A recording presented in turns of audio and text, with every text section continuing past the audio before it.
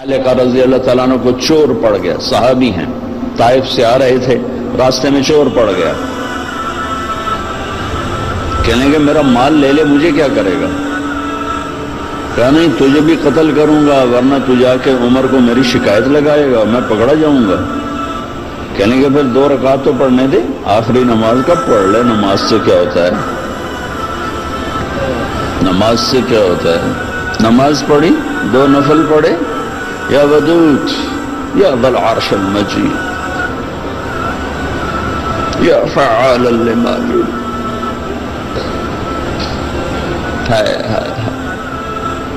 اللہ کو جو پکارا اور اس نے تلوار اٹھائی کہ یا ارحم الراحمین، یا ایک دفعہ یا ارحم الراحمین، تو ایک دم آواز آئی لا تقتلہ، اسے مت قتل کرو۔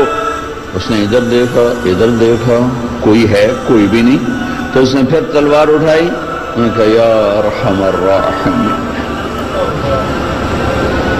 پھر ایک آواز آئی لا تقتل، مت مارو۔ پھر اس نے ادھر دیکھا ادھر دیکھا، کوئی نظر نہیں آیا۔ پھر انہوں نے تلوار اٹھائی کہ یا ارحم الراحمین، تو ایک دم ایک سوار ظاہر ہوا گھوڑے پر، اس کے ہاتھ میں نیزہ تھا، اس نے آتے ہی سیدھا اس کے سینے کے پار کیا، وہ چور گرا اور اس کے جسم کو آگ لگی، راکھ بن گئی۔ ابو مالک رضی اللہ تعالیٰ عنہ فرمانے لگے میرے بھائی کون ہو؟ اللہ نے میری مدد کی تیرے ذریعے سے۔ یہ نہیں کہا کہ تو نے میری مدد کی، کہا اللہ نے میری مدد کی تیرے ذریعے سے۔ تو انہوں نے فرمایا ارے میرے دوست، جب تو نے اللہ کو پکارا فَكَانَتْ لِأَبْوَابِ السَّمَاءِ قَعْقَعَ، جب تو نے کہا یا ودود یا ذا العرش المجید، جب تو نے یا ارحم الراحمین کہا تو 7 آسمان کے دروازے لرز اٹھے، کانپ اٹھے۔ جب تم نے دوبارہ پکارا تو آسمان کے فرشتوں میں چیخ و پکار مچ گئی۔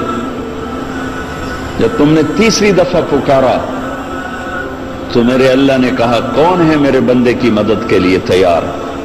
تو میں نے عرض کی یا اللہ میں تیار ہوں، کہ میں 7ویں آسمان کا فرشتہ ہوں۔ جب اس نے پہلی دفعہ تم پہ تلوار اٹھائی تو میں نے 7ویں آسمان سے پکارا لا تقتل، مت مارنا۔ جب اس نے دوسری دفعہ تلوار اٹھائی تو میں پہلے آسمان پہ پہنچ چکا تھا اور میں نے کہا لا تقتل، مت مارنا۔ اور جب اس نے تیسری دفعہ تلوار اٹھائی تو میں تیری مدد کو پہنچ چکا تھا۔ اور جو بھی اللہ کو ایسے پکارے گا اللہ اس کی مدد کو آئے گا۔ ایک آدمی نے دروازے کھلوا لیے، 50 لاکھ آدمی دروازے کیوں نہیں کھل رہے؟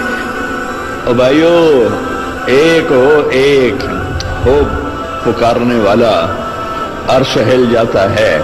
یہاں 1 کروڑ پکار رہے ہیں،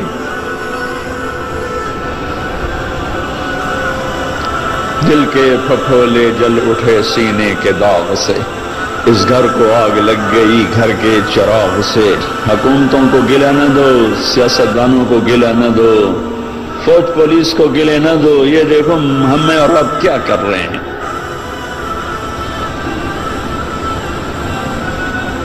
90% پاکستانی نماز نہیں پڑھتے، پاکستانی جھوٹ بولتے ہیں، دھوکہ دیتے ہیں، فراڈ کرتے۔ پہلے ہم نے اپنی عزتوں کو نیلام کیا، پھر غیروں نے منڈیاں لگا لی۔ پہلے ہم نے مسلمان کی عزت کو داغدار کیا، پھر غیر خریدار بن گئے۔ غیروں کو گلہ نہ دو، تو ادھر ادھر کی نہ بات کر، یہ بتا کہ قافلہ کیوں لوٹا، مجھے راہزنوں سے گلہ نہیں، تیری راہبری کا سوال ہے۔ جب کبھی امت تھی تو راجہ داہر کے ڈاکوؤں نے ہمارا قافلہ لوٹا۔ ایک لڑکی نے کہا یا للحجاج، حجاج ظالم، کوئی ہماری تاریخ کا اچھا انسان نہیں، ہماری تاریخ کا کوئی قابل ذکر انسان نہیں، ظالم۔ یا للحجاج، اے حجاج تو کہاں ہے؟ بصرے کا، عراق کا گورنر تھا.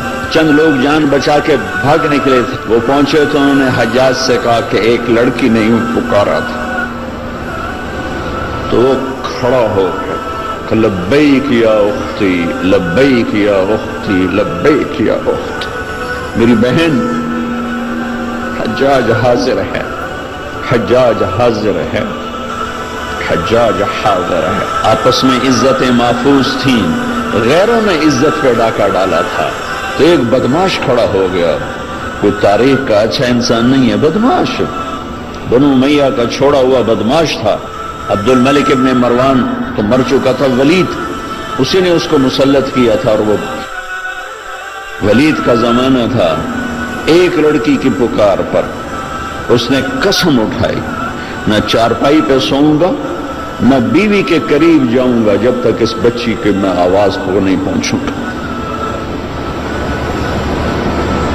یہاں موبائل پہ قتل ہو رہے ہیں، کون قتل کر رہا ہے؟ حکومت کا کیا قصور ہے؟ حکومت کتنے سپاہی کھڑے کرے؟ اللہ کو ساتھی بناؤ، اللہ کو ساتھی بناؤ. اللہ پہرے پر آئے گا تو یہ کام ہوگا. ہماری حکومت بیچاری 5 لاکھ سپاہی ہیں، اندازاً کہہ رہا ہوں 18 کروڑ پر کیسے نگہبان بن سکتے ہیں؟ پہلا لشکر بھیجا، ایک لڑکی کی پکار پر اس لشکر شکست ہو گئی، اکثر شہید ہو گئے. پھر دوسرا لشکر بھیجا، مکران میں ان کو بھی شکست ہو گئی، وہ بھی شہید ہو گئے، تھوڑے سے بچ. تیسرے لشکر کے لیے ولید بن عبد الملک کے نے اجازت نہ دی، کہا میں نہیں اجازت دیتا، اتنا تو نے میرا نقصان کر دیا. 2 لشکر تباہ کر دی ایک بچی کے پیچھے.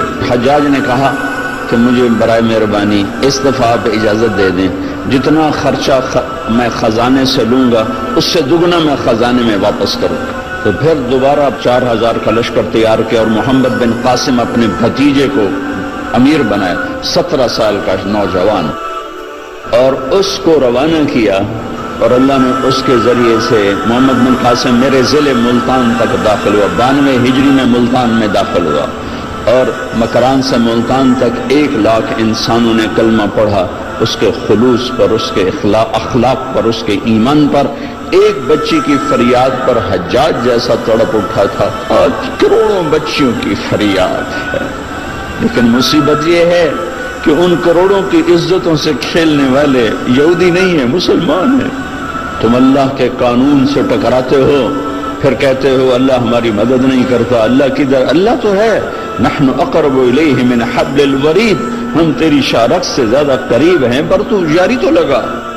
ممبر نے بھی آگ برسائی ہے، ممبر نے بھی نفرت کو پھیلایا. یہ جگہ تو محبتوں کے بانٹنے کی تھی، محبتوں کو تقسیم کرنے کی تھی، لیکن ہم محروم ہو گئے. محروم، کوئی محرومی ایک طرح کی نہیں آئی. جس ممبر نے دلوں کو کھینچنا تھا، جس ممبر نے امت کو جوڑنا تھا، جس ممبر نے کالے اور گورے کو جوڑا. میرے نبی کے آخری جملہ ہے خطبہ عرفات کا، لا ترجعوا بعدی کفارا یضرب بعضکم رقاب بعض. میرے بعد کافر نہ ہو جانا، ایک دوسرے کی گردن کاٹتے پھرنا. اور سننا ولا تسودوا وجهي يوم القيامة، قیامت کے دن مجھے شرمندہ نہ کرنا اللہ کے ساتھ. کلاس کے بچے فیل ہو جائیں تو استاد شرمندہ ہو رہا ہوتا ہے، چاہے استاد نے پوری محنت کی ہو، وہ شرمندہ ہو رہا ہوتا ہے کہ میری کلاس فیل ہوتی. اگر آج کوئی مسلمان ہے ہی نہیں، میرے نزدیک آپ کافر، آپ کے نزدیک میں کافر، ان کے نزدیک وہ کافر، ان کے نزدیک وہ کافر، تو پھر مسلمان ہے کون؟ اگر یہ سارے ہی کافر ہیں تو میرے نبی کہہ رہے ہیں لا تسودوا وجهي يوم القيامة، دیکھو مجھے قیامت کے دن شرمندہ نہ کرنا، رسوا نہ کرنا. میں یہود کا گلہ کیا کروں کہ وہ ہمارے گلے کاٹ رہے ہیں، میں ان کا کیا کروں جو روز کراچی میں لاشیں گرا رہے ہیں. وہ یہودی ہیں جو پنجاب میں لاشیں گرا رہے ہیں، جو سرحد میں لاشیں گرا رہے ہیں، جو سندھ میں لاشیں گرا رہے ہیں، جو بیویوں کے منہ پہ تیزاب پھینک کے انہیں دردناک عذاب میں مبتلا کر رہے ہیں. یہ یہودی ہے؟ عیسائی ہے؟ جہیز نہ لانے پر بچی کو جلا رہے ہیں، یہ یہودی ہے؟ بیٹی پیدا ہونے پر اس کے منہ پہ تیزاب. پڑھو اخبار کی خبریں. میرے اپنے علاقے کا واقعہ، خاتون آئی، چہرہ جلا ہوا، دیکھا نہیں جا رہا تھا، بیٹے کا بھی اس کا. کیا ہوا؟ کہ میرے مرد میرے اتنے تیزاب سڑ چھڑے. مرد ہمارے یہاں خامد کو کہتے یہ تیزاب ڈالنے والا یہودی تھا. پہلے ہماری نسل کو مسلمان نے کاٹا پھر غیروں نے کاٹا. پہلے مسلمان نے مسلمان کو لوٹا پھر غیروں نے لوٹا. پہلے مسلمان نے مسلمان کے گھر جلائے پھر غیروں نے جلائے. پہلے مسلمان نے مسلمان کی عزتوں کو اور پگڑیوں کو اچھالا پھر غیروں نے اچھالا. پہلے مسلمان نے مسلمان کے مال پہ ڈھاکے ڈالے پھر غیروں نے ڈھاکے ڈالے. پہلے مسلمان نے مسلمانوں کے بچے ذبح کیے. معصوم بچے اٹھا کے ذبح کر کے گلی میں پھینک جاتے ہیں, بوریوں میں بند کر کے پھینک جاتے ہیں. یہ اسرائیل کے یہودی ہیں؟ کون ہیں؟ کہاں سے آئے ہیں؟ حرم شریف کے اندر جیبیں کاٹتے ہیں. عیسائی ہیں؟ سکھ ہیں؟ سارے شہروں میں عزتیں نیلام ہیں. یہ اڈے کون چلا رہا ہے؟ یہ شراب کے اڈے, یہ زنا کے اڈے کون چلا رہا ہے؟ یا ایھا الذین آمنوا انما الخمر والمیسر والازلام والانصاب رجس من عمل الشیطان فاجتنبوه لعلکم تفلحون. انما يريد الشیطان ان یوقع بینکم العداوة والبغضاء في الخمر والمیسر ویصدکم عن ذکر اللہ وعن الصلاة فهل انتم منتهون. میرا رب تو یوں کہہ رہا ہے کہ اے ایمان والو, شراب اور جوا یہ شیطانی عمل ہے, اس کو چھوڑ دو, اس سے دور چلے جاؤ. کہ جہاں شراب اور جوا ہوگا وہاں عداوت بھی آئے گی, بغض بھی آئے گا, قتل و غارت بھی ہوگا. میرے بھائیو